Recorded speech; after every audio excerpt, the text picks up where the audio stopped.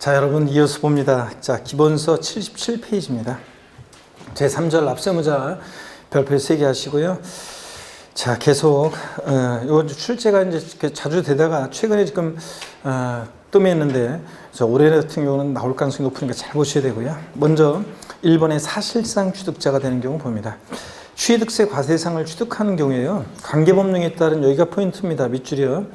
등기 등록을 하지 아니한 경우라도 사실상 취득하면 각각 취득한 것으로 보고, 그죠? 실질과세원칙상 등기 이행 안 됐어도 사실상 취득하면 취득한 것으로 보고, 해당 취득 물건의 소유자 또는 양수인을 각각 취득자로 한다. 밑줄이요. 그래서 취득세 납세무자는 민법 등 관계법령에 따른 등기 등록을 이행한 자에 한한다. 이러면 틀려요. 그 다음에 다만 머리 글자를 따서 동그라미 하셔야죠. 차, 기, 항, 그 다음에 아래줄 선, 차기항선, 승기취득 요금에 해당한다. 즉 차기항선의 경우는 승기취득자만이 납세무자가 됩니다. 원시취득자는 납세무가 있다 없다? 없다는 거. 그 다음에 2번에 주체구조부 취득자가 되는 경우 봅니다. 건축물을 건축한 것에 있어서는 해당 건축물 중 조작설비 그 밖의 부대설비에 속하는 부분으로서 주체구조 하나가 돼서 건축물로서의 효용가치를 이루고 있는 것에 대해서는, 자, 여기부터 비춥니다. 주체구조부 취득자 외의자가 가설한 경우에도 주체구조부 취득자가 함께 취득한 것으로 본다 그랬는데, 주체구조부라는 게 어떤 거냐면 여러분요, 말하자면 거기 용어가 주체구조부가 뭔지 용어 설명이 되어 있는데 77페이지 한번 용어를 한번 보세요. 그 보조단에 주체구조부. 자, 그냥 줄 긋지 말고 그냥 참고서 보는 거예요. 부동산 공법에서는 건축법상 주요 구조부라고 하기도 한다. 주요 구조부란 건축물의 내력벽, 또 그 다음에 기둥, 바닥, 보호, 지붕틀, 벽, 주계단을 말한다는데, 여러분 그냥 쉽게 얘기해서 주체구조부 그러면은 우리가 건물 같은 거 생각하시면 돼요. 근데 왜 이렇게 주체구조부라고 이렇게 우리 세법에서 따로 이렇게 하냐면, 이 건물의 주체구조부, 건물 같은데 가설되어지는 엘리베이터, 에스컬레이터 같은 승강기가 있어요. 그러면 이런 부대시설과 구별하기 위해서 주체구조부라는 표현을 쓰는 거예요. 주체구조부. 자, 그럴 때 건물을 그냥 생각하시면 돼요. 건물을 생각하시면 되고, 그럴 때 여러분요, 제가 강의했던 어떤 곳의 학원은 청량 역광장에서 2000년대 중반에 강의했던 그때 하나 학원은 6층짜리 건물이었는데 엘리베이터가 없었어요. 그래가지고 제가 걸어다니면서 여기 그냥 굉장히 힘들었어요. 한번 1층 내려봤다가 6층 다시 올라가려면 각오를 단단히 하고 올라가야 돼요. 그래서 그냥 굉장히 힘들고 그랬었는데, 자, 여기 임차인이 원장님이 안 되겠다. 엘리베이터, 수강생이 너무 힘들어하니까 안 되겠다. 그래서 엘리베이터, 에스컬레이터 가설했습니다. 그러면 우리가 엘리베이터, 에스컬레이터 같은 승강기는 아까 건축물의 범위에서 건축물에 딸린 시설물이라고 그래가지고, 이런 것들은 그 자체로는 대상이 아닌데 건물에 부착 설치될 때는 주체구조부, 건물과 일체가 돼서 효용가치를 이루잖아요. 그래서 취득세 대상이 됩니다. 그럴 때 대개는 주체구조부 취득자, 건물주가 원래는 가설하는 게 일반적인데, 이 주체구조부 취득자와 가설한 자가 일치하지 않아요. 그럴 때 세금은 누구한테 귀속시킬 것이냐, 그런 얘기입니다. 그럴 때, 자, 주체구조부 취득자가 함께 취득한 것으로 본다는 것은 이 주체구조부 취득자가 원칙적으로 납세의무자가 됩니다. 가설한 자로 옛날에 바꾼 적이 있는데 가설한 자 X고요. 왜 그러냐면 여러분, 추징의 문제 때문에 그래요. 만약에 여기 가설한 자를 납세의무자로 한다 그러면 이 임차인이 가설을 했는데 얼마 안 되고 장사 안 돼서 안 되겠다 해서 딴 데로 갔어요. 그러면 일일이 그 가설한 자를 찾아야 되고, 어차피 이거 엘리베이터, 에스컬레이터는 가설을 하면 뛰어서 갑니까? 해체하는 비용이 엄청 많이 들겠죠? 그렇기 때문에 이런 것들은 주체구조와 일체가 돼서 효용가치를 이루고 있는데, 그러니까 가설한 자를 납세의무자로 하면 추징에 곤란한 문제가 생겨요. 자, 이 사람은 딴 데로 가버리는데 이건 여기에 붙어 있고, 그렇기 때문에 주체구조부 취득자를 납세의무자로 합니다. 자, 그래서 가설한 자 X라는 거, 제목 거기 주체구조부 취득자 제목 옆에다가 가설한 자 X 해놓으세요. 여러분들 가설한 자 X 해놓으시고. 자, 그래서 옳은 지문으로 한번 나온 적이 최근에 또 있습니다. 그래서 이런 거 주체구조부 취득자 외의자가 가설한 경우에도 주체구조부 취득자가 함께 취득한 것으로 봅니다. 자, 그 다음에 넘어갑니다. 어디로 가시냐면 78페이지 종류변경 및 지목변경 시점의 소유자인데요. 우리가 차량 개장비 선박 종류 변경하거나 토지 지목 변경에서 가액의 증가가 있을 때 그 가액의 증가를 취득했다고 간주했을 취득세부가 되죠. 그때 누가 납세의무자냐? 자, 종류 변경, 지목 변경 시점의 소유자입니다. 밭에서 대로 지목이 변경될 시점의 소유자예요. 그런 거지. 그 제목 종이 변경, 지목 변경 시점의 소유자 거기다가 여러분들이 옆에다가 후의 소유자, 종이 변경, 지목 변경 후의 소유자다 그러면 X입니다. 후의 소유자 X 이렇게 해놓으세요, 여러분들이. 자, 그러면 되고요. 그게 나중에 후의 소유자 그러면 누구를 납세문제로 할 거예요? 밭에서 대로 지목이 변경될 그 시점, 당시 시점의 소유자가 납세문제고요. 4번 보면 상속인 각자가 되는 경우인데 상속, 가로 안에 피상속인이 상속인에게 한 유증 및 포괄 유증과 신탁재산의 상속 포함되는데 유증이라는 게 뭐냐면 유증이라는 거 그냥 유언으로 증여하는 거예요. 유증은. 내가 죽으면 내 재산 전부를 다른 애들은 한 푼도 주지 말고 5남 인녀 7남매 중에서 막내 아들한테 싹 다 줘라. 이게 유증이라고 그랬습니다. 그죠? 내가 죽으면 줘라니까 증여자가 사망했을 때 증여 효력이 발생해요. 그래서 유증은 그냥 상속처럼 생각하시면 됩니다. 제가 항상 요 타임만 되면은 다른 애들은 한 푼도 주지 말고 5남 인녀 7남매 중에서 막내 아들한테 싹 다 줘라. 왜 이런 얘기하고 다닌다고 그랬어요? 그래, 말이 씨가 되니까 그런 거죠. 말이 씨가 되니까. 그래서 말이 씨가 되니까 항상 그런 얘기하고 다니는데 여러분들도 항상 그 말이 씨가 된다고 저는 그냥 무조건 딱점으로 합격이에요. 무조건 딱점으로 합격. 나는 그냥 찍어도 합격이에요. 항상 이런 말 하고 다니라고 그랬죠? 그래야지 항상 여러분들이 그 올해는 왠지 안 될 것 같고 그래서 내년에 또 다시 봐요. 농담으로라도 그런 얘기 하지 마세요, 여러분들. 그래서 올해 무조건 찍어도 합격이다 이렇게 하고 다녀야죠. 그래서 제가 그 얘기도 해드렸는데 지난번에 이렇게 말이 씨가 된다고 항상 제가 봤을 때 이제 어떤 주영 씨라는 어떤 요즘 그런 표현 쓰면 안 돼. 골드미스? 어떤 예전에 있었는데 그 직장인이었는데 저녁반에 직장인이었는데 저녁반에 11월 12월 달에 나오다가 봄대에서는 그때 무슨 선거 지방선거 있었는데 선거 사무실에 들어가서 회계 책임자로 일하게 됐다고 그러면서 그러더니 나중에 진짜 보니까 있죠. 무슨 어디 정당 같은 어디 사회단체 그런데 지금도 따라다니는 것 같더라고 보니까. 근데 보니까 그래가지고 그런데 들어가가지고 무슨 선거운동 한다고 돌아다니면서 봄 내내 직장도 그만두고 거기 일했어요. 그래가지고 선거 사무실. 그리고서는 안 나오다가 여름 되니까 갑자기 나타났어요. 그래가지고 제가 보기에 그동안 공부 하나도 못하고 세법 더군다나 2차는 거의 못한 것 같고 제가 그래서 근데 처음에 공부 다시 와서는 적응도 못하는 것 같고 내가 눈빛을 보니까 그래서 좀 오래 떨어졌구나. 근데 시험 이제 가을에 막 공부를 했나 봐요 이제. 근데 그 시험 보기 전 마지막 수업 때 있죠. 한 사람 한 사람 제가 다 이제 악수하면서 시험 잘 보라고 인사하는데 그 주영 씨가 딱 오더니 제 손을 잡으면서 교수님 저 이번에 무조건 합격이에요. 찍어도 합격이에요. 그러니까 저 합격하고 오면은 제주도 같이 놀러 가요. 저랑 같이. 그래서 내가 그래 합격만 하고 오면 같이 놀러 가자. 그랬거든요. 그런데 그 뷔페에서 합격자 모임 하는데 저기서 그 주영 씨가 딱 들어오는 거예요.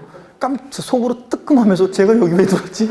그런 생각이 들더라고요. 왜냐면 제가 보기엔 한 1차는 모르겠는데, 그래서 딱 들어오길래 나는 1차만 합격한 줄 알았어요. 그랬더니, 최종 2차까지 다 합격했다고 하면서, 딱점은 아니었지만 거의 이제 아슬아슬하게 이제 점수 넘어서 합격을 했어요. 그래가지고 와가지고 저보고 제주도, 분명히 교수님이 약속했죠? 제주도 같이 놀러 가자고? 언제 놀러 갈래요? 그러길래 내가 언제 그런 얘기 했어? 그러면서 내가 모른다고, 기억 안 난다고 나 그냥 그러고 말하는데 어떻게 항상 그런 식으로 얘기를 해야 됩니다. 저도 그래서 이렇게 틈만 나면 항상 다른 애들은 한 푼 주지 말고 5남매, 7남매 중에 막내 아들한테 싹 다 줘라. 말이 씨가 되잖아요, 여러분들. 항상 이렇게 얘기하면. 그죠, 여러분들?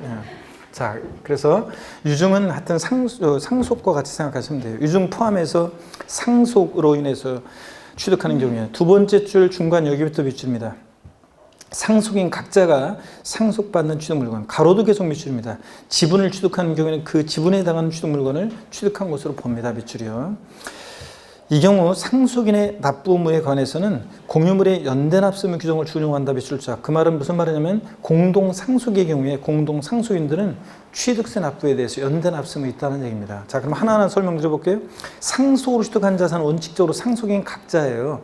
그러니까 상속인 대한이, 민국이, 만세가 있는데 대한이는 주택을 상속받고 민국이는 토지를 상속받고 만세는 상가를 상속받으면 그 각자, 대한이, 민국이, 만세 각자가 상속으로 취득한 물건에 대해서 취득세 납세자가 되는 겁니다. 근데 시험에서는 거기 상속인 각자, 거기 제목 옆에다가요. 주된 상속자 X 해놓으세요. 주된 상속자 X요. 아니면 뭐 땡땡 해놓고 주된 상속자 X요. 땡땡 해놓고 주된 상속자 X. 무슨 얘기냐? 나중에 재산세에서 나오는 개념인데요. 주된 상속자라는 것은 민법상 상속 지분이 가장 높은 자를 말해요. 그래서 우리가 자녀들은 상속 지분이 다 1입니다. 똑같아요. 아들이든 딸이든 장남이든 차남이든. 근데 배우자는 거기다 5할을 가산해서 1.5예요. 그러면 배우자와 자녀가 상속 순위에 있으면 누가 주된 상속자예요? 배우자. 그럼 자녀들만 있을 때는 상속 지분이 똑같죠? 그럴 때는 나이가 제일 많은 사람을 주된 상속자라고 합니다. 나중에 재산세에서 또 나오는데요. 그 재산세하고 헷갈리라고 상속으로 취득한 자산에 대한 취득세 납세의무자는 주된 상속자이다. 또는 민법상 상속 지분이 가장 높은 자가 취득세 납세의무자다. 그럼 틀려요. 아니고 누구라고요? 상속인 각자입니다, 여러분. 대한민국이 만세. 그 다음에 공동상속의 경우 연대납세의무 있다고 그랬죠? 부모님이 돌아가시고 나서 집 한 채 남겨놓고 돌아가셨는데 돌아가시는 순간 상속인이 갑, 을, 병, 정 4명의 상속인이 있으면 공동상속받아요. 그러면 상속으로 공동상속받은 공동상속인들은 이 주택 취득에 대한 취득세 납부에 대해서 연대납세의무가 있다 없다? 있습니다, 여러분들. 공동상속의 경우에. 자, 그런 얘기고 그 다음에 5번 주택조합의 조합원이 되는 경우 봅니다. 주택법중에 따른 주택조합과 밑줄, 그 다음에 그 아랫줄 끝에요. 재건축조합 및 소규모 재건축조합이 밑줄이요. 계속 해당 조합원용으로 취득하는 조합주택용 부동산은 그 아랫줄 조합원이 취득한 걸로 본다 밑줄자예요. 그러니까 준공 때는 조합 명의로 취득한다 할지라도 1101동 1102호 갑이라는 조합원이 배정받으면 1102호는 누가 납세의무자가 돼? 갑 조합원이 납세의무자입니다. 근데 다만 조합원에게 귀속되지 않는 부동산은 제외한다 밑줄이에요. 그 말은 조합원이 납세의무자가 되는 것을 제외하는 거니까 누가 납세의무자가 된다는 거예요? 조합원이 납세의무자가 된다 그런 얘기입니다. 그래서 여러분 이렇게 해놓으시면 돼요. 이 말은 주택조합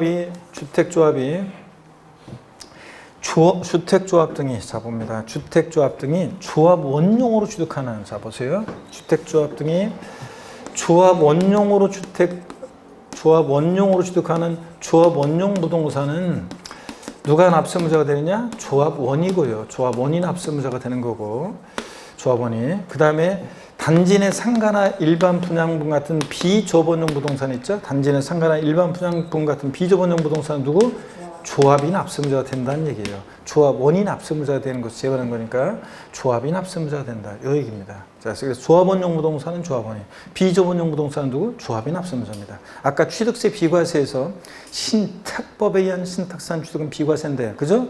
근데 주택조합과 조합원 간의 신탁산 취득은 어떻게 한다? 과세한다고 그랬습니다. 그죠? 그때는 과세고. 자, 그 다음에 계속 이어서 봅니다. 과점주주 봅니다. 우리가 과점주주한 자가 주식을 취득했을 때 주식은 취득세상이 아닌데도 주식을 취득한 비율만큼 비상장법인 소유의 부동산 등을 취득했다고 간주해서 취득세 아까 부과된다고 그랬죠? 자, 그 얘기입니다. 의이어 과점주주란 주주 또는 유한책임성 한 명과 그와 특수관계인 중 법령이 정하는 친족 기타 특수관계자들로서 그들의 소유 주식의 합계 또는 출자액의 합계가 해당 법인의 발행주식 총수 또는 출자 총액이 여기부터 밑줄입니다. 100분의 50을 초과하면서 그에 관한 권리를 실적으로 행사하는 자들을 말합니다. 딱 100분의 50인 주중 과점주도 아니다? 아닙니다. 초과해야지. 그 다음에 양가로 이번 법인의 주식 지분을 취득하여 과점주주가 된 때는 그 과점주주가 179페이지 해당 법인의 부동산 등 가로 안에 법인이 신탁법에 따라 신탁한 재산으로서 수탁자 명의로 등기 등록이 되어 있는 부동산 포함. 무슨 얘기냐? 신탁한 부동산도 포함해서 하여튼 부동산 등의 자산과 과점 지분에 해당하는 가액을 취득한 것으로 봐가지고 간주해서 취득세 납세의무자가 됩니다. 주식을 취득했는데도 그 법인 소유의 부동산 등을 취득했다고 간주해 취득세가 됩니다. 그 이유는 비상장법인의 과점주가 되면 지멋대로 하니까 독과점목자고 소유분산 촉구하고 자기 삶과 다를 바 없기 때문에 독과점목자고 소유분산을 촉구하기 위해서 그렇다. 양가로서 한번 이 경우 각자 지분에 대해서 납세의무가 있으며 상호 연대 납세의무를 진다 밑줄이요. 자, 그래서 과점주들은 아까 여러 명이 될 수 있고 연대 납세의무가 있다 없다? 있다고 그랬습니다. 밑줄이고 단 법인 설립 시는 자 어떻게 한다? 제외한다. 법인 설립 시는 납세의무 없다. 처음부터 법인 설립 시부터 독과점목적으로 수요분산을 시키면 법인 설립이 안 되니까요. 그리고 이제 과세되는 지분 비율을 보면 먼저 최초로 과점주가 되는 경우요. 법인의 과점주주가 아닌 주주 또는 유한책임사원이 다른 주주 또는 유한책임사원의 주식을 취득하거나 증자 등으로 최초로 과점주가 된 경우에는 밑줄입니다. 여기 최초로 과점주가 된 날 현재 해당 과점주가 소유하고 있는 법인의 주식 등을 모두 취득한 것으로 봐서 취득세를 부과합니다. 여러분. 자, 그래서 밑줄이고요. 그 사례도 거기 나와 있지만 이러는 거예요. 예를 들어서 여러분 봅니다. 사례도 나와 있지만 만약에 먼저 법인 설립시 있잖아요. 법인 설립시에 갑일한 주주가 60%로 주식을 취득했습니다. 60%요? 죄송합니다. 40% 주식을 취득했습니다. 자, 설립시는 납세는 있어요, 없어요? 없습니다. 근데 설립일 이후에 다른 사원이나 주주로부터 주식 20%를 추가 취득해가지고 60%가 됩니다. 이때 과세되는 지분 비율은 몇 프로인가? 몇 프로입니까? 예? 몇 프로요?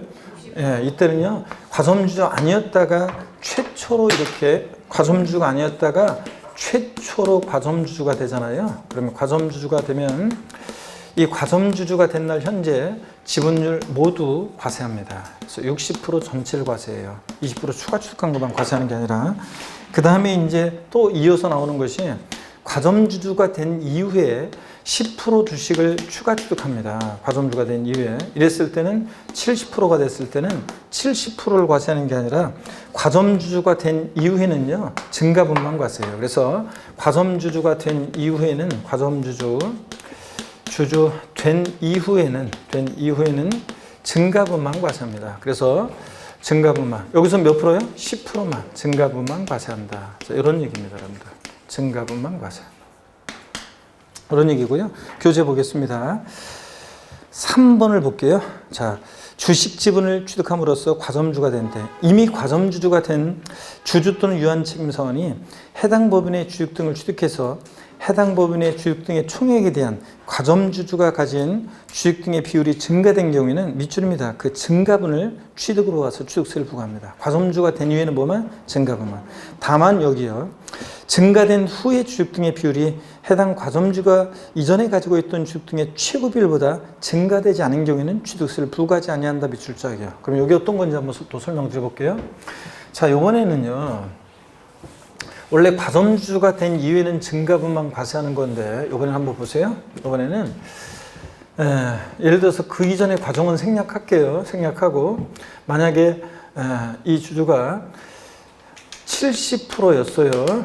자, 근데 주식을 10%를 양도해 가지고 60%로 줄었어요. 근데 여전히 과점주네요. 근데 여기서 이제 20% 주식을 추가 취득합니다. 그래서 80%가 됩니다. 이때요. 원래 과점주가 된 이유는 증가분만 과세해야 되잖아요. 근데 이 지분이 증가된 날을 기준으로 그 이전에 최고 비율이 만약에 그 이전에 과점주였을 때 최고 비율이 70%였다. 자, 그럼 보세요. 주식은 증감 변동하는 게 특징이에요. 자, 주식은 증감 변동하는 게 특징인데 과점주인 상태에서 주식을 사면 취득세, 팔았다가 사면 취득세, 팔았다가 사면 취득세 이러면 안 되잖아요. 그래서 그 이전에 최고 비율보다 늘어나는 것만 과세하겠다. 그래서 과점주의 비율 최고 비율이 70%였다 그러면 70에서 80%가 됐잖아요. 자, 이렇게 증가가 있는 경우에는 증가가 있다 그러면 증가분 몇 프로요? 최고 비율보다 늘어난 10%만 과세한다 그런 얘기입니다. 10%만 과세. 이해되십니까, 여러분? 그럼 법령의 반대속으로 이번엔 또 보세요. 이번엔 그 이전의 과정은 생략하고 만약에 80%였어요. 자, 60%로 주식이 줄었다가요. 여전히 과점주네요. 그랬다가 10%의 주식을 추가 취득합니다. 그래서 이게 70%가 됩니다. 그러면 지분이 증가된 날을 기준으로 그 이전에 과점주였을 때 최고 비율이 만약에 80%였다. 그러면 이 최고 비율하고 비교해 봤을 때 최고 비율보다 늘어났어야 되는데 증가가 있어요? 없습니다. 이렇게 증가가 없는 이런 경우에는 자, 납세무가 있다 없다? 없습니다. 과세되는 지분 비율은 0%입니다. 80에서 70 증가가 없으니까. 최고 비율보다 늘어난 것만 과세하겠다 그런 얘기입니다. 자, 이런 얘기고요. 넘어갑니다. 그 다음에 어디로 가시냐면 여러분요 80페이지 4번에 보니까 과점주가 주식 등의 양도 등으로 다시 과점주가 된 경우 무슨 얘기냐? 이거는 과점주였다가 아니게 됐다가 다시 되는 건데요. 여기를 한번 보세요. 여러분들 사례를 먼저 한번 보겠습니다. 이쪽에 이건 과점주였다가 아니게 됐다가 다시 되는 건데 한번 보세요. 먼저 그 이전의 과정은 생략하고 60%였다가요. 주식을 만약에 30%를 양도해서 40% 20%를 양도해가지고 20%를 양도해서 40% 과점주 아니게 됐어요. 그랬다가 30% 주식을 추가 취득해서 70%가 됩니다. 과점주였다가 아니게 됐다가 다시 됐을 때는요. 이전에 과점주였을 때 비율과 다시 된 비율을 비교해요. 그래가지고 증가가 있잖아요. 이렇게 증가가 있는 경우에는 증가분 몇 프로? 10%만 과세합니다. 10%만 과세. 이번엔 또 반대로 이렇게 하겠습니다. 반대로 이번에는 70%였는데 이전의 과정을 생략하고 주식을 양도해서 40%로 줄었어요. 과점주 아니게 됐죠? 이따 주식을 다시 추가 취득해가지고 60% 다시 과점주가 됐습니다. 과점주였다가 아니겠다 다시 됐을 때는 과점주였을 때 비율과 이전의 비율과 다시 된 비율을 비교해요. 증가가 있어요? 없습니다. 이때는 납세 의무가 있다 없다? 없습니다. 과세되는 지분 비율은 0%입니다. 이때는. 자, 그러면 이거는 과점주였다가 아니겠다 다시 된 거고, 여기 금방 설명드린 것은 과점주인 상태에서 주식이 증가 변동할 때는, 과점주인 상태 증가 변동할 때는 과점주였을 때 최고 비율하고 비교해서 늘어난 것만 과세합니다. 이해되십니까, 여러분? 이건 과점주인 상태에서 주식이 증가 변동이고, 이건 과점주였다가 아니겠다가 다시 되는 거고요. 아시겠습니까, 여러분? 이런 차이점이 있습니다. 자, 그러면 교재를 보겠습니다. 4번 한번 볼게요. 80페이지 양가로 1번입니다. 맨 꼭대기 40페이지, 80페이지 맨 위에 4번에서 양가로 1번. 과점주였으나 주식 등의 양도 해당 법인의 증자 등으로 과점주주에 해당하지 아니하는 주주 유한 책임 서원이 된 자가 해당 법인의 주식 등을 취득해서 다시 과점주가 됐어요. 과점주였다가 아니었다가 다시 됐을 때는, 자, 여기부터 비춥니다. 다시 과점주가 된 당시 주식 또는 지분의 비율이 그 이전에 과점주가 된 당시 주식 등의 그 비율이 그 이전에 과점주가 된 당시 주식 등의 비율보다 증가된 경우에만 그 증가분만을 취득으로와 취득세를 부과한다. 이해되십니까, 여러분? 요거 그런 얘기고. 그 다음에 양가로 2번이요. 양가로 2번. 이거는 뭐 법인의 주식 지분을 취득함으로써 과점주가 됐을 때 그 과점주가 해당 법인의 취득세 과세 물건을 과점주주의 소유 주식 지분에 해당하는 부분만큼 취득, 설립 시는 하여튼 제외하고 취득한 거로 본다는 거. 하여튼 주식을 취득했는데도 그 법인 소유의 취득세 물건을 취득했다고 간주의 취득세 부과되는 거고요. 자, 이렇게 해서 설명을 다 드렸습니다. 여러분들 과세되는 지분 비율 꼭 알아두시고요. 그 다음에 7번 배우자 또는 직계존비속 부동산 취득의 증여유죄입니다. 과점주주의 주취득은 이런 것들이 이미 또 요건 안 나왔지만 이런 것들은 이미 또 시험에 또 29회 시험 때 또 자세히 나왔어가지고 독립화 문제로 또 출제 가능성이 높지는 않지만 그래도 항상 기본적으로 알아두셔야 되는 내용이었습니다. 그 다음에 7번하고 8번은 시험에 여러 번 나왔어요. 그래서 여러 번 나왔고, 이제 여기부터 또 중요합니다. 7번부터 시작해가지고 1번까지 또 중요한 내용들이 계속 나옵니다. 고기 한번 드시고요. 또 여러분들 또 다시 스트레칭 한번 합니다. 여러분들. 어이구, 반대로 돌리시고 허리 운동도 하시고 목 운동도 하시고 알아서 스트레칭을 프리스타일로 몸을 푸시면 되겠습니다, 여러분들. 자, 목련도 하얀 목련도 막 제가 이렇게 그렇게 꽃이 핀지도 모르고 이렇게 했다가 이렇게 보니까 그 어제 제가 그 오전 오후 강의하는 날이어가지고 강의 끝나고 오후에 이렇게 좀 마음이 그래도 좀 일찍 퇴근하니까 운전하면서 오면서 마음이 조금 여유가 있어가지고 바깥을 창 밖을 운전하면서 이렇게 저쪽 멀리를 봤더니 와, 그냥 뭐 하얀 목련이 그냥 막 피고 있더라고요. 그래서 하얀 목련 피면 그냥 제가 예전에 그 어떤 청년 시절의 어떤 시기에 추억들이 막 그냥 요동을 쳐요. 자, 아주 막 하면 미치겠더라고요, 저도. 막 그런데 요즘, 자, 요즘 하여튼 뭐 그렇습니다. 뭐라고? 자, 그래서 이어서 한번 보도록 하겠습니다, 여러분들. 80페이지 7번입니다. 배우자 또는 직계존비속 부동산 취득의 증여유죄인데요. 자, 먼저 첫 번째 줄부터 밑줄입니다. 배우자 또는 직계존비속의 부동산 등을 취득하는 경우에는 증여로 취득한 것으로 본다 밑줄짝이에요. 여러분, 배우자 직계존비속 간에 대가 인정할 수 없잖아요. 그래서 원칙적으로는 증여로 취득한 것으로 봅니다. 그래서 포인트는 유상 취득으로 보느냐 무상 취득으로 보느냐 이게 포인트고 그걸 뒤바꿔요. 다만 다음에 어느 하나에 해당하는 경우에는 유상으로 취득한 것으로 본다 밑줄이에요. 자, 그래서 포인트는 유상 취득으로 보는 경우인데 이걸 무상 취득으로 바꾼다거나 다음 유상 취득으로 보는 경우이다 틀린 거 그래서 여기다가 무상 취득으로 보는 경우를 집어넣고 물어보기도 합니다. 그래서 구별하는 게 포인트인데요. 어떤 경우에 배우자 직계존비속 간에도 유상 취득으로 보느냐 대가 있다고 보느냐 동그라미 1번 공매 경매 밑줄이요. 를 통해서 부동산 취득하는 경우 아버지 부동산이 공매나 경매에 넘어가는데 아들이 달려가서 경락을 받습니다. 대가 입증이 되죠? 네. 자, 공매 등 경락대가 안 내면 어떻게 경락을 받아요?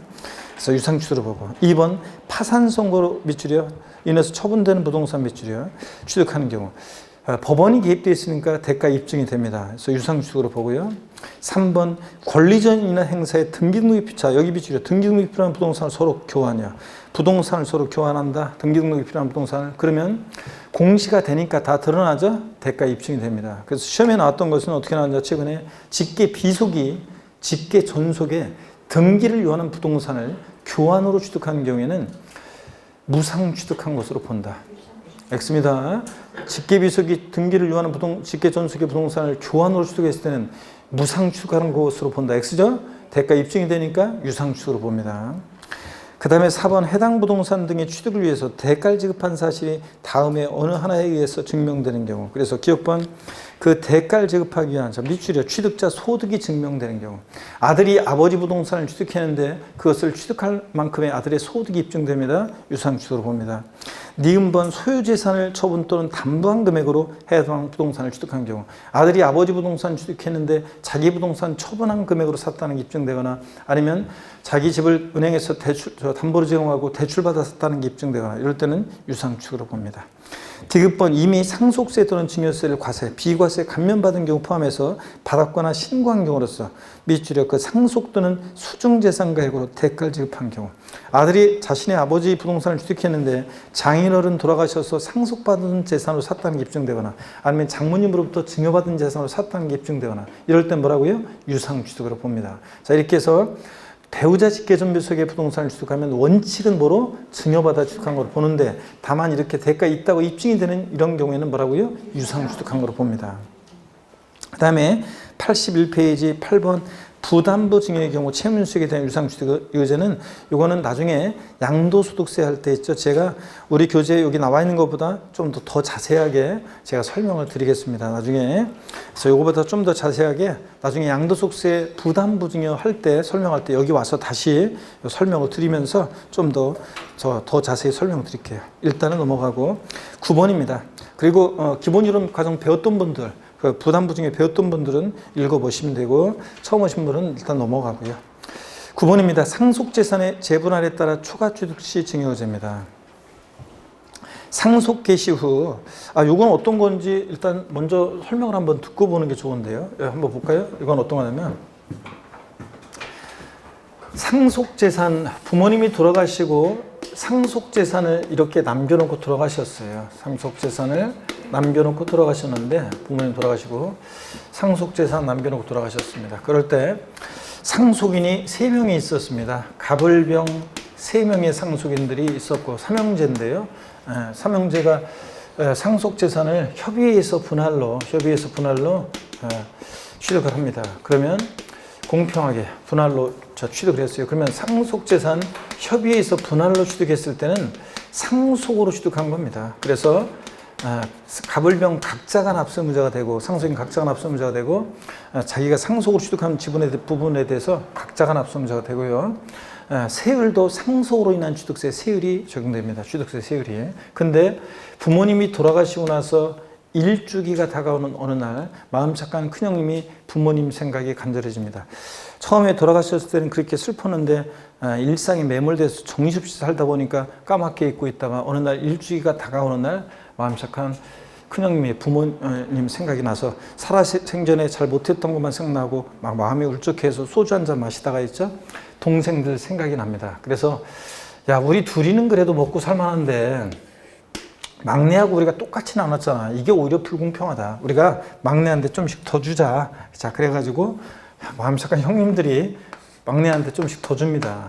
상속재산이 분할이 됐다가요, 재분할이 됩니다. 재분할이 돼요. 자, 그러면 재분할로 종전 지분보다 줄어든 사람으로부터 늘어난 사람은요, 이 초과 취득하는 부분은 증여로 취득한 것으로 봐요. 증여로. 그래서 증여로 취득한 것으로 봐서 증여로 인한 취득세 세율이 적용된다, 그런 얘기입니다. 이해되십니까, 여러분? 이런 거예요. 그럼 한번 보도록 하겠습니다. 교재를. 9번 상속재산 재분할에 따라 초과 취득 시 증여제. 본문 한번 읽어볼게요.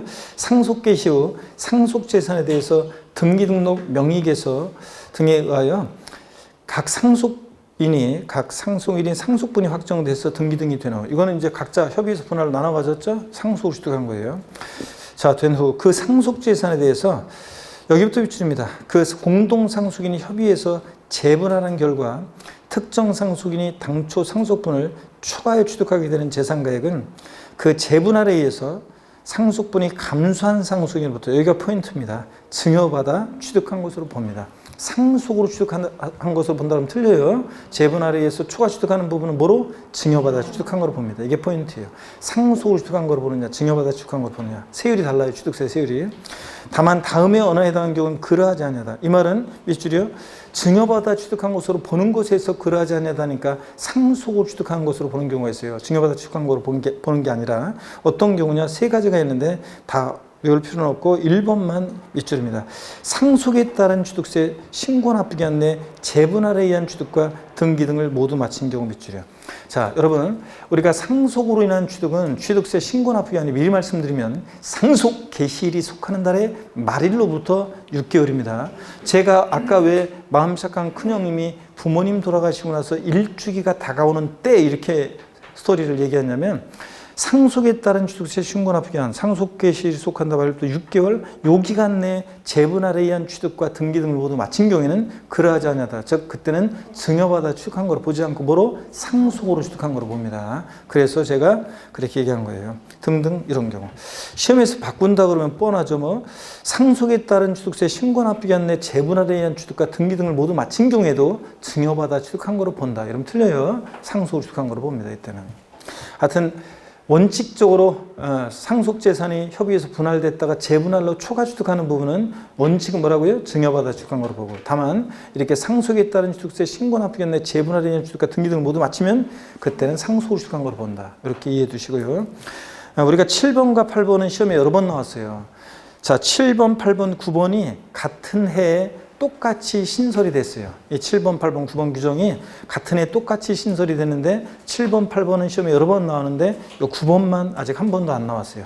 왜냐고요? 압축해서 문제 출제하기가 좀 애매하니까 그런 건지 요거만 한 번도 안 나왔습니다. 그래도 이렇게 알아두셔야 되고, 10번입니다. 택지공사가 준공된 토지 지목을 변경한 경우 취득의제. 자, 이게 어떤 건지 설명을 드립니다, 여러분. 자, 이것도 어떤 건지 한번 말씀을 드려봅니다. 자, 여기를 보시면 여기를 지울게요. 자, 어떤 얘기인지 한번 봅니다. 택지공사가 준공된 토지에서요. 택지공사가 준공된 토지인데 이 택지공사가 준공된 토지입니다. 그러면 처음에 논밭이었는데 이 논밭을 싹 밀고 택지를 조성했어요. 그러면 토지 가치가 증가했겠죠? 그래서 그 가치 증가분에 대해서 취득세가 먼저 부과됐을 것인데, 또 이 택지공사가 준공된 토지 평평하게 밀어놨잖아요, 땅을. 자, 그러면 땅을 평평하게 밀어놨어요. 근데 여기서 만약에 조경공사 등을 합니다. 그래서 정원이나 부속시설물 등을 조성 설치합니다. 그래서 정원이라든가 부속시설물 등을 시설물을 조성 설치합니다. 자, 그러면 설치 등을 합니다. 그러면 이 토지 가치가 또 증가하겠죠? 택지공사 준공됐더니 맨 땅 쫙 밀어놨는데 거기다가 멋진 소나무도 심고 뭐 조경수 심고 바위도 갖다 놓고 막 이렇게 하면서 도로 포장도 하고 쫙 꾸며놓습니다. 그러면 토지 가치가 또 한 번 증가하는 거죠? 평평한 논밭이었다가 택지가 되면서 한번 가치가 증가했고 그 다음에 또 한 번 이제 여기서 평평한 땅에서 이런 것들을 조성하니까 또 한 번 토지 가치가 증가하겠죠. 그래서 그랬을 때 그 가치 증가분에 대해서 누가 취득세 납세의무자가 되냐 그러면 이때는 누가 납세의무자냐면 이 토지 소유자가 취득세 납세의무자가 됩니다. 그래서 택지공사가 준공된 토지에 누가 취득세 납세의무자가 되느냐 그러면 토지 소유자고 이런 경우에는. 근데 여기를 보세요. 건축물을 건축합니다. 건축물을 건축하면서 이쪽에다 써야 되겠네요. 자, 건축물을 건축하면서 있죠. 건축물을 건축하면서 그 부속 토지 내에서 만약에 부속 토지 내에서 조경공사 등을 합니다. 그래서 정원이라든가 그 다음에 부속 시설물 등을 조성 설치했다. 자, 그러면 이런 것들을 조성 설치했다. 그러면 누가 취득세 납세의무자가 될 것이냐? 또 역시 가치 증가분에 대해서 누가 납세의무자 되냐 그러면 이런 때는요. 건축물 취득자가 납세의무자입니다. 건축물 취득자가. 무슨 얘기냐면 건축물 취득자가 납세의무자가 되는데요. 어떤 얘기냐면 이런 봅니다. 어떤 택지공사가 준공된 토지 1-1 블록을 어느 회사에서 이제 아파트 같은 거 지으면서 거기 막 그 단지 내에서 그 말하자면 부속 토지 내 단지 내에서 여러 가지 조경공사 등을 합니다. 그러면 토지 가치가 증가하는데 그 가치 증가분에 대해서 예전에는 토지 소유자가 이런 것도 납세의무자였어요. 그러면 어떤 문제가 있었냐면 건축물 건축하는 것에 대해서 건물 원시 취득에 대해서는 그 건물 취득자가 납세의무자인데 또 그 토지 증가분에 대해서는 또 토지 소유자가 납세의무자예요. 그럼 이게 불일치하는 문제가 생겨가지고 그래서 지금은 작년에 개정이 된 건데요. 자, 택지공사가 준공된 토지에서요. 건축물 건축하면서 부속 토지 내에서 정원이나 부속 시설물 등을 조성 설치했다. 그러면 누가 납세의무자냐? 건축물 취득자예요. 근데 건축물 건축이란 말이 없이 건축물 건축이 수반되지 않고 그냥 택지공사가 준공된 토지에서 정원이나 부속시설물 등을 조성 설치했다. 누가 납세의무자고? 토지 소유자고요. 그러면 이거를 시험에서는 어떻게 하느냐? 요거를 바꿀 가능성이 높아요. 그래서 택지공사가 준공된 토지에서 건축물 건축하면서 그 부속 토지 내에서 조경공사 등이 있었다. 즉 정원 부속 시설물 등을 조성 설치했다. 토지 소유자를 납세의무자로 본다. 바꿔요. 아니고 누가 납세의무자? 건축물 취득자입니다. 그래서 건축물 건축이 수반되는지 건축물 건축하면서 부속 토지 내에서 이런 게 있었는지 그렇지 않은지로 구별하시면 됩니다. 예? 요거. 그럼 교재 보겠습니다. 81페이지입니다. 택지공사가 준공된 토지에 지목을 변경한 경우 취득의제입니다. 공간정보의 구축 및 관리하는 법률에 따른 대지 중에서 국토계획 및 이용에 관한 법률 등. 자, 여기부터 밑줄입니다. 두 번째 중간에 관계법령에 따른 택지공사가 준공된 토지에 정원 또는 부속 시설물 등을 조성 설치하는 경우 밑줄이고 그 다음에 읽어볼게요. 그 정원 또는 부속 시설물 등은 토지에 포함되는 것으로서 토지 지목을 사실상 변경하는 것으로 봐서 맨 끝에 여기부터 밑줄이요. 토지의 밑줄이요. 토지의 소유자가 취득한 것으로 본다. 밑줄이요. 건축물 건축이란 말 없죠? 그러면서 그냥 택지공사가 준공된 토지에서 정원이나 부속 시설물 등을 조성 설치했다. 누가 납세의무자? 토지 소유자. 근데 82페이지 넘어가서 보니까 다만 건축물을 건축하면서 그 건축물에 부수되는 정원 또는 부속 시설물 등을 조성 설치하는 경우에는 밑줄 그리고 읽어볼게요. 그 정원 또는 부속 시설물 등은 건축물에 포함되는 것으로 봐서 또 밑줄이요. 건축물 취득한 자가 취득한 거로 본다. 밑줄짝이요. 그럼 이걸 바꾸면 누구로 바꾸겠어요? 건축물 취득자를 토지 소유자로 바꿉니다. 요걸 여러분 주의하셔요. 시험에 나오면 그렇게 바꾸는 거예요. 그 다음에 11번 보겠습니다. 신탁재산의 위탁자 지위 이전인 경우 취득의제입니다. 신탁법에 따라 밑줄입니다. 첫 번째 줄. 신탁법에 따라 신탁재산의 위탁자 지위 이전인 경우에 새로운 위탁자가 해당 신탁재산을 취득한 것으로 본다. 밑줄 짝입니다. 여러분. 자, 다만 위탁자의 지위 이전에도 불구하고 신탁재산에 대한 실질적인 소유권 변동이 있다고 보기 어려운 경우로서 법령이 정한 경우는 당연히 그러하지 않냐고요. 저 어떻든 간에 이거는 어떤 거냐면 우리가 보세요. 여러분들 신탁법에 의한 신탁재산 취득이요. 여기 보세요. 신탁법에 의한 신탁재산 취득을 보면 자, 이런 얘기죠. 지금 보니까 우리가 배웠던 것이 신탁법에 의한 신탁이요. 갑이라는 사람이 있고 을이 있는데 믿고 맡기는 사람 위탁자, 믿고 맡는 사람 수탁자. 자, 그러면 아까 우리가 처음에 했었잖아요. 위탁자에서 수탁자로 이전할 때 수탁자의 취득은 과세되지 않습니다. 신탁계약 종료로 인한 수탁자에서 위탁자로 이전할 때 위탁자의 취득 과세하지 않습니다. 수탁자 변경으로 인한 새로운 병이라는 신수탁자의 취득도 얘도 믿고 맡은 것뿐이니까 취득세 과세되지 않습니다. 근데 이거요. 위탁자의 지위에 이전이 있는 경우, 위탁자의 지위에 이전이 있는 경우, 자, 위탁자의 지위에 이전이 있다. 자, 그랬을 때 이 새로운 위탁자의 취득에 대해서는 이 새로운 위탁자가 신탁 재산을 취득한 것으로 본다 그런 얘기입니다. 자, 이런 얘기. 그래서 누가 취득하는지를 잘 보시면 됩니다. 위탁자 지위전인 경우에는 새로운 위탁자가 신탁 재산을 취득한 것으로 봅니다. 시험에서 나오면 바꾼다 그러면 보지 않는다고 바꾸겠죠? 취득한 걸로 보지 않는다고 바꿉니다. 그 다음에 개념 플러스 나와 있는 잡다한 것들은 나중에 기회 될 때 슬쩍 보면 되고요.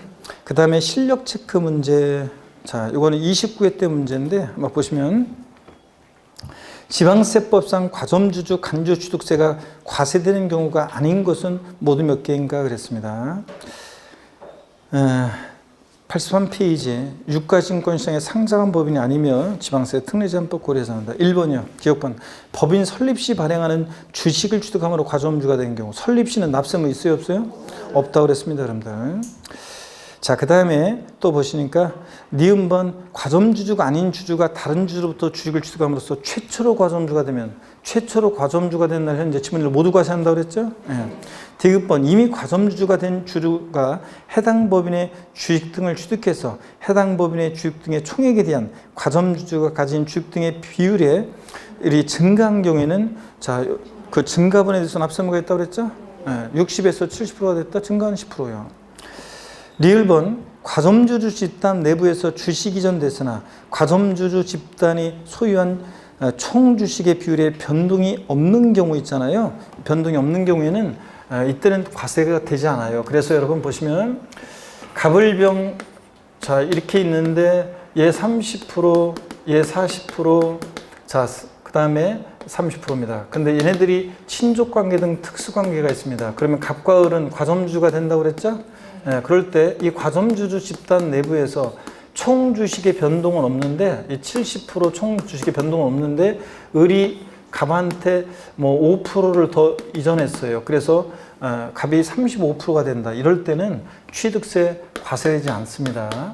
그래서 요 문제는 기억하고 29회 때 기출문제 정답이 기억하고 리을번 요게 두 개가 기억하고 리을번이 과세되지 않았어요.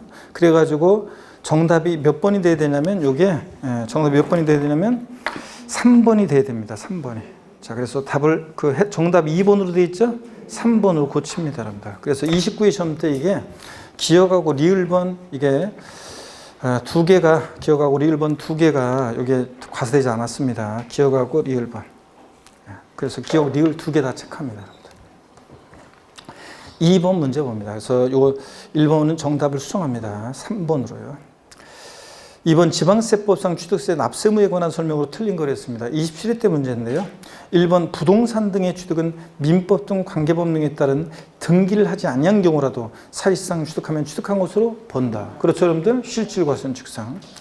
2번 주택법에 따른 주택조합이 해당 조합원용으로 취득하는 조합주택용 부동산은 조합원에게 귀속되지 않는 부동산 제외하고 그 조합원이 취득한 것으로 본다. 조합원용 부동산은 누구? 조합원. 맞잖아요. 그 다음에 3번 직계비속이 존속의 부동산을 매매로 취득하는 때 해당 직계비속의 다른 재산으로 그 대가를 지급한 사실이 입증될 때는 유상 취득한 것으로 본다. 대가 입증이 되죠? 네. 그 다음에 4번 직계비속이 권리 이전에 등기가 필요한 직계 존속의 부동산을 서로 교환한 경우 무상으로 취득한 것으로 본다. 아니죠, 여러분들? 자, 교환하니까 대가 입증이 되죠?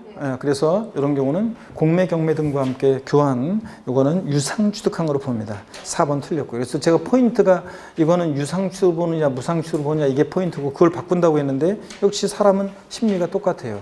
이걸 이렇게 바꿔서 나왔었고요. 5번 직계비속이 공매를 통해서 직계전속의 부동산을 유상취득하면 대가 입증이 되는 경우죠. 유상취득으로 봅니다. 배우자 직계비속 간에도. 그 다음에 84페이지 우리가 과세상은 다 받고 또 비과세도 다 받고 쭉 넘어가서 91페이지 제6절 취득시기입니다. 여러분 취득시기. 어느 때 취득했다고 볼 것이냐. 자, 이런 얘기입니다. 자, 취득시기는 역시 큼지막하게 별표시 2개 합니다. 최근에 지금 또 나오고 그랬는데 별표시 2개 큼지막하게 하시고요. 어느 때 취득했다고 볼 것이냐. 취득시기. 취득세는 취득세 납세무가 우리가 성립하는 납세무 성립 시기가 언제냐 그러면 조세 총론에서 배웠어요. 취득세는 어느 때 납세무 추상적으로 성립하느냐? 취득세 대상 물건을 취득하는 때요. 그럼 취득하는 때가 언제인지를 알아야지 납세무 성립 시기를 판정하잖아요. 자, 그 다음에 또 취득세는 취득일로부터 60일 내 신고 납부합니다. 언제부터 60일 내 신고 납부할 것이냐? 뭐 매매 같으면 계약일로부터냐, 잔금지일로부터냐, 등기일로부터냐 이게 문제가 되겠죠? 그래서 취득시 판정에 의미가 있다 그런 얘기입니다. 그런 얘기가 본문에 쭉 나와 있는 거고 취득 시기는 취득 원인에 따라 다양한데 먼저 제일 중요한 매매 같은 유상승계 취득의 취득 시기를 보겠습니다. 원칙적으로는 언제냐면 계약상 잔금률입니다. 계약상 잔금률. 그래서 일반적인 경우에는 계약상 잔금률에 취득한 걸로 본다 밑줄이요. 근데 동그라미 2번 또 밑줄입니다. 계약상 잔금률이 명시되지 않았을 때는 계약일로 며칠이야? 60일 경과하는 날입니다. 우리가 흔히 계약하고 나서 한 2달 정도 있다가 잔금 치르는 거래 관행을 반영해서 계약일로부터 60일 경과하는 날 취득시로 해요. 근데 시험에서는 계약상 잔금률이 명시되지 않은 경우에는 거래 당사자 전에 신고된 그 계약서에 나와 있는 잔금률이 원칙인데 명시가 안 됐어. 그러면 계약일로부터 60일 경과하는 날인데 시험에서는 계약상 잔금률이 명시되지 않은 경우에는 등기일로 한다. X입니다. 자, 계약일로 며칠? 60일 경과하는 날입니다. 넘어가시면요. 이렇게 해놓고요. 그 다음에 그 동그라미 3번은 어떤 거냐면 계약 해제에 관한 거예요. 동그라미 3번은 계약 해제인데요. 봅니다, 여러분들. 동그라미 3번은 계약 해제에 관한 건데 어떤 거냐면 이런 거예요. 계약 해제. 자, 계약 해제라고 거기다가 제목을 달아 놓습니다, 여러분들이. 뭐라고 제목을 달아 놓냐면 거기다가 자, 이쪽 갈까요? 제목을 동그라미 3번에다가 여러분이 이렇게 달아 놓습니다. 3번에다가 돼지꼬리 땡냐에서 계약 해제 이렇게 제목을 달아 놓습니다. 취득세 유상취득의 경우 계약 해제에 관한 내용인데요. 어떤 내용인지 한번 보겠습니다. 다만 해당 취득 물건을 자 등기 등록하지 아니하고 밑줄 짝이요. 등기 등록하지 아니하고 여기가 포인트예요. 등기 등록하지 아니하고 여기가 포인트입니다. 여기에 별표시랍니다. 등기 등록하지 않고 다음에 어느 하에 해당하는 서류에 의해서 계약이 해제된 사실이 입증된 경우 취득한 걸 보지 않는다. 밑줄 쫙인데 포인트는 등기 등록하지 않고 계약 해제가 됐어야 됩니다. 어떤 서류에서 입증되느냐? 서류를 달달 외울 건 아니고요. 눈으로 익혀둡니다. 화해조서, 인락조서, 공정증서, 디귿번 계약 해제 신고서, 리을번 부동산 거래 신고 관련 법령에 따른 부동산 거래 계약 해제 등 신고서. 자, 이렇게 해서 이런 서류 등에서 입증되면 취득한 걸로 보지 않습니다. 취득세 안 냈으면 낼 필요 없고 낸 게 있으면 돌려줍니다. 근데 시험에서는 어떻게 바꾸느냐? 등기 등록이 된 경우라도 또는 등기한 후 계약 해제가 되고 해제된 사실이 화해조서 등으로 입증되면 취득한 것으로 보지 아니한다. O, X요. X입니다. 제가 등기한 후 등기된 경우라도 계약 해제가 되고 입증이 되면 취득한 걸 보지 아니한다. 틀렸죠? 등기가 된 경우에는 계약을 해제하고 입증이 되더라도 취득한 것으로 봅니다, 여러분. 이걸 주의합니다. 그리고 서류에서 그 박스 안에 기간이 나오는데 취득세는 딱 하나 예외 빼놓고는 납세무자가 신고할 때는 다 60일입니다. 예전에는 30일, 60일 중구난방이었는데 작년에 국민들 헷갈리지 말라고 다 60일로 취득세는 다 통일했어요. 딱 하나 예외가 있는데 나머지는 다 60일입니다. 우리 같은 납세무자 신고할 때는 다 60일이고요. 그 다음에 양가로 2번을 봅니다. 사실상 잔금 지급일이 취득시가 되는 경우인데 계약서와 상관없이요. 실제 잔금이 지급된 때를 취득시로 하는 경우가 있는데 과세 표준을 사실상 취득가액 또는 연부금액으로 하는 다음의 경우에는 객관적 취득 사실이 입증되므로 사실상 잔금 지급일이 취득한 것으로 본다. 그래서 어떤 경우에 계약서와 상관없이 사실상 잔금 지급일 취득시로 하느냐. 동그라미 1번 국가지자체, 지자체 조합으로부터 취득 9개 동그라미예요. 여러분 제가 국가로부터 또는 서울특별시로부터 부동산을 유상취득합니다. 계약서상으로는 잔금지율이 2021년 3월 10일로 되어 있는데 실제로는 3월 25일 잔금을 치르면 공무원들이 다 어디다 적어놨겠죠? 객관적으로 입증이 됩니다. 그래서 사실상 잔금지율이고 2번 외국으로부터 수입에 의한 취득 수입 동그라미 수입 신고 필증에서 입증이 되고요. 공매 방법에 의한 취득 경매도 포함이고 공매 동그라미요. 그래서 공매금 경락대금 치른 날 법원에 다 기록 남아 있잖아요. 객관적으로 입증이 됩니다. 그 사실상 잔금지율 취득 치료하고 공매 경락대금 치른 날. 4번 민사소송 및 행정소송에 확정된 판결문 판의 동그라미요. 에 의해서 취득가액이 입증된다. 판사가 시시비비를 가렸으니까 이것도 확실한 게 어디 있어요? 다만 거기 판결문에서 밑줄입니다. 화해, 포기, 인락, 자백간주한 경우는 어떻게 한다? 제외합니다. 판결문에서 객관성이 없습니다. 이런 것들은 우리나라 수많은 한 해 동안 민사적인 법적 분쟁이 벌어지는데 수많은 법적 분쟁의 대부분은 조정 절차 속에서 대부분 다 걸러버립니다.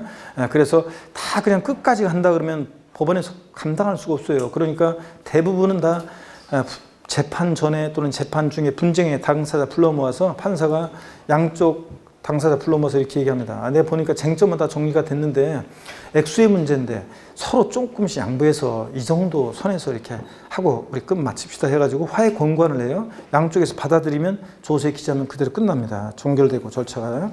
포기요. 권리 제기한 사람한테 불러가지고 이거 당신 해봤자 이거 당신 쪽에서 패소할 가능성이 이건 워낙 명백하다. 뭐하러 하냐. 시간 낭비하고 돈 낭비하고 포기합니다. 또는 반대 상대 저 피고 쪽 불러가지고 여기서 받아들이고 끝냅시다. 이거 명백해가지고 해봤자 당신이 시간 낭비 돈 낭비다. 자 그러니까 인락 받아들여서 조세 기자면 끝납니다. 자백간주 3회 이상 재판에 불출석하면 상대방의 주장을 이 사람이 자백한 것으로 간주해서 역시 절차 종결됩니다. 그럼 이런 것들은요. 제가 지금 얘기하는 화해, 인락, 포기, 자백간주한 것은 자 사실상 잔금지비를 증명할 수 있는 객관적인 서류가 되지 않겠죠? 조정 절차에서 그냥 나온 거니까 그냥. 그래서 이런 것들은 객관성이 없습니다. 시험에서 화해 조소상으로 입증되는 가액이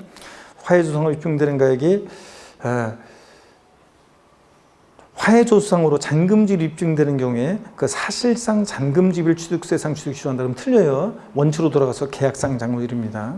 그 다음에 5번 법인장부, 법의 동그라미. 법인장부로 입증되는 경우요. 객관성이 있다고 봅니다.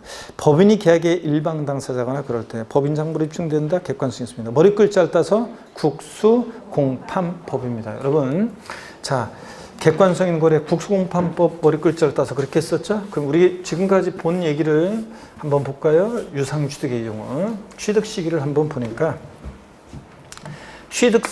우리 취득 시기에서 매매 같은 유상취득의 경우 취득 시기를 지금 보니까요. 매매 같은 유상취득의 취득 시기를 보니까 자 원칙은 어느 때 취득이 실현하냐? 계약상 잔금지급이에요. 계약서상 거래 신고된 계약서에 나와 있는 잔금지급. 근데 이 계약상 잔금지급이 명시 안 됐다 그러면 계약일로부터 며칠? 60일. 계약일로부터 60일 경과하는 날을 취득 시효합니다. 계약일로부터 60일 경과하는 날.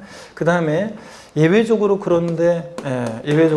계약서와 상관없이 실제 사실상 잔금이 지급된 때를 취득 시효하는 경우가 있는데 이건 아무 때나 인정하지 않죠? 객관적 취득난. 제2배에서 앞으로 객관적 취득 나왔다. 국수공판법입니다. 국수공판법의 경우에. 자, 강의하시는 분에 따라서는 국수공판장 이렇게 외우라고도 하는데 저는 국수공판에 관한 법, 국수공판법입니다. 제 앞에서 국수공판장 이런 사람은 배신입니다. 자, 그래서 국수공판법이고 그 다음에 그럴 때 판결문에서 단 판결문에서 화해, 그 다음에 인락, 포기, 자백간주한 경우는 어떻게 한다? 제외합니다. 객관성 없고요. 법인장부로 입증된다는 것은 어떤 법인과의 거래로 어떤 법인으로부터 뭘 분양받았다. 아파트를 법인과의 거래로 뭘 취득했다. 법인 간의 거래로 뭘 취득했다.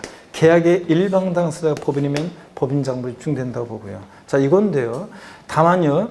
이런 날 이전에 바로 이제 뒤에 나오는 얘기인데 우리 이제 이런 날 이전에 만약에 지금까지 제가 얘기한 이런 날 이전에 만약에 이전에 등기를 먼저 했습니다.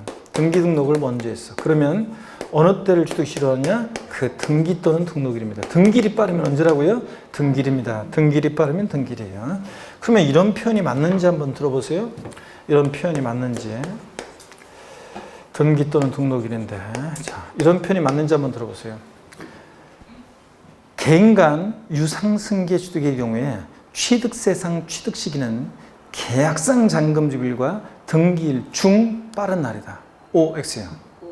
개인 간 유상 취득의 경우 계약상 잔금 취득세상 취득 시기는 계약상 잔금주일과 등기일 중 빠른 날이다. 맞습니다. 원칙 계약상 잔금주일인데 개인 간 매매 등기일이 빠르면 등기일이라며 등기일보다 계약상 잔금주일이 빠르면 계약상 잔금주일이니까 비교해서 중 빠른 날. 맞습니다. 그럼 또 보세요. 지방자치단체로부터 부동산을 유상 취득한 경우 사실상 잔금주일과 등기일 중 빠른 날을 취득세상 취득시로 한다. 맞습니다. 국수공판법 사실상 잔금주일인데 등기일이 빠르면 등기일이고 등기일보다 사실상 잔금주일이 빠르면 그날이니까 중 빠른 날. 자, 시험에 30회 시험 지문에 나온 게 공매 방법에 의해서 취득한 경우 공매 방법을 취득한 경우에 사실상 잔금주일과 등기일 중 빠른 날이다. 공매 방법에서 취득한 경우에 사실상 잔금주일과 등기일 중 빠른 날이다. 다 같은 말입니다. 지금 공매 경매 방법을 취득하면 사실상 잔금주일인데 등기일이 빠르면 등기일인가 비교해서 중 빠른 날. 이런 표현 응용력을 발휘하셔야 돼요, 여러분들. 자, 그래서 거기 교재 92페이지 예외 등기 등록일 계약상 잔금주일, 사실상 잔금주일 전에 등기 등록을 먼저 하면 언제라고요? 등기 등록일이고요. 자, 그래서 객관적인 거래 다 같이 사실상 계약서와 상관없이 사실상 잔금주일 취득시라는 객관적 거래 어떻게 한다고요? 국수공판법입니다. 자, 계약상 잔금주일 명시 안 됐을 때 계약일로부터 60일 경과하는 날인데 자, 60일 경과하는 날인데 이때 만약에 등기를 먼저 하면 언제고요? 등기일이고 항상 등기일이 빠르면 등기일이고요. 이런 것도 됐습니다. 그 다음에 93페이지 연부취득의 경우인데요. 연부취득의 경우에는 잠시 쉬었다가 그럼 시간이 좀 돼가지고 잠시 쉬었다가 연부취득 또 무상취득 계속 이어서 보겠습니다. 잠깐 쉬겠습니다.